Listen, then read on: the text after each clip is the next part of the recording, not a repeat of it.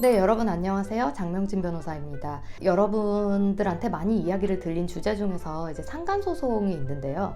상간소송에 대한 이야기를 하려고 하는데 오늘은 그 민사적인 집행에 관한 이야기거든요. 그래서 꼭 상간소송에 국한된 얘기는 아니다. 이런 거를 먼저 말씀드리겠습니다. 제 케이스에서 출발을 좀 해보고 싶은데요. 제 케이스에서 우리가 원고로서 이제 2천만 원 승소 판결을 받았어요. 그래서 이거는 의뢰인이 이혼을 안 한다고 해서 이혼을 하지 않는 상태에서 이제 상간소송을 하는 상태이기 때문에 민사법원에 청구를 했고 위자료가 2천만 원이 나왔어요. 근데 2천만 원이 나온 것도 이제 굉장히 잘 된 케이스인 게 상대방이 죄송합니다. 이런 거는 인정하지만 위자료가 감액될 필요가 있습니다. 이런 주장을 했던 게 아니고 자기는 이제 잘못이 없다고 했어요. 그래서 이거는 친한 오빠 동생 사이였지 우리가 이성적인 관계가 아니고 그렇게 교제를 했었던 사이도 아니고 성관계도 없었고 당연히 약간 이런 식으로 이제 좀 주장을 했거든요. 그래서 우리가 이게 어떻게 이성적인 관계가 아니냐 이런 거를 또 주장과 입증을 했었고 결국에는 2천만 원 판결을 서울의 모 법원에서 받은 사건이었는데 사실은 수행을 해보면 이제 상간소송에서 상간녀, 상간남들이 그 위자료에 대해서 그렇게 지급을 지체하거나 아니면 지급을 안 하려고 한다 이런 경우는 사실 많이는 보지 못했던 것 같아요. 그래서 대부분은 이제 사무실과 사무실끼리 연락을 하면 이제 변호사 사무실끼리 그러면은 이제 지급이 되고 그런 경우가 좀 더 많았거든요.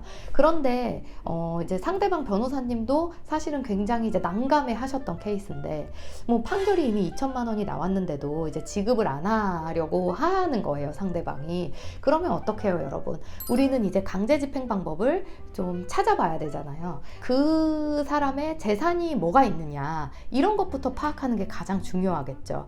그래서 여러분 이렇게 집행 권한, 그러니까 내가 어떤 돈을 받기로 한 이제 판결이나 조정조서나 이런 것들이 있으면 내가 재산명시 신청이라는 걸 해볼 수가 있어요. 그래서 첫 번째로 재산명시 신청, 이거를 꼭 말씀드리고 싶습니다. 왜냐하면 그 상간녀나 상간남 혹은 여러분 아까 제가 말씀드렸듯이 민사사건 다른 이제 금전 관련된 소송에서도 다 마찬가지로 이야기가 되는 부분입니다. 피고가 어떤 재산이 있는지 알 수가 없어요. 그럼 왜냐면은 어디 집에 사는지 우리가 주민등록 초보는 떼어서 좀 보지만 거기에서 등기부를 떼봐도 자기인 것 같지도 않고, 만약에 다른 가족이랑 사는데 이게 임대차 보증금을 가진 주체가 그 피고인지도 모르겠고 명의자가 누구인지도 모르겠고 이럴 때는 재산명시 신청을 한번 해보시는 거를 권유를 드립니다. 왜냐하면 재산명시 신청을 하면 본인이 출석해서 자신의 재산을 명시하게 되어 있어요. 그래서 재산이 뭐가 있는지 밝히게 되어 있습니다. 그래서 계속 출석을 안 하면 나중에 감치가 될 수도 있거든요. 그래서 그런 것 때문에 이거는 좀 유효하게 좀 여러 번 쓰게 되는 수단이에요. 그리고 우리가 재산명시 신청만 일단 걸어두지는 않죠. 정말 재산이 뭐가 있는지를 모를 때 기준으로 또 말씀을 드리는 겁니다, 여러분. 그러면 재산 명시와 동시에 그래도 대부분 진행하는 것이 계좌 압류. 계좌 압류는 좀 동시에 진행을 하는 편이에요. 그래서 계좌 압류, 통장 압류 막 이런 식으로 부르시는데, 예를 들어서 우리가 2천만 원 집행 권한이 있잖아요. 그러면 5개 은행을 상대로 한다. 그러면 그거를 400만 원씩 나눠서 집행을 하고는 합니다. 대부분 그 피고가 어떤 은행을 쓰는지 또 잘 모르는 경우가 많아요, 여러분. 만약에 알게 되면 그 피고가 만약에 신한은행만 써요. 무조건 신한은행 계좌밖에 없는 걸 알아요. 주거래 은행이 신한은행이에요. 그러면 당연히 신한은행에 2천만 원 전체를 압류를 할 수도 있겠지만, 여러분 우리가 생각하는 그 시중은행, 또 요즘에는 여러분 카카오뱅크나 토스뱅크 같은 그런 것도 많이 쓰시잖아요. 그래서 그런 데다가 좀 자잘하게 나눠서 압류를 하게 됩니다. 그러면 어디에서 어떻게 걸릴지 모르기 때문에 정말 피고가 이제 난감한 상황에 처할 수도 있고, 계좌를 이제 압류를 해서 거기에서 돈을 2천만 원이나 하나에 확보하지 못한다고 하더라도 그런 것 때문에 피고가 불편해서, 왜냐하면 피고가 사업상이나 자기의 월급 통장이라든지 이거를 꼭 써야 되는 통장인데 묶여서 내가 인출을 할 수 없게 되는 상황이 되거든요. 그러면 내가 불편해서라도 지급을 해주는 경우가 간혹 있습니다, 여러분.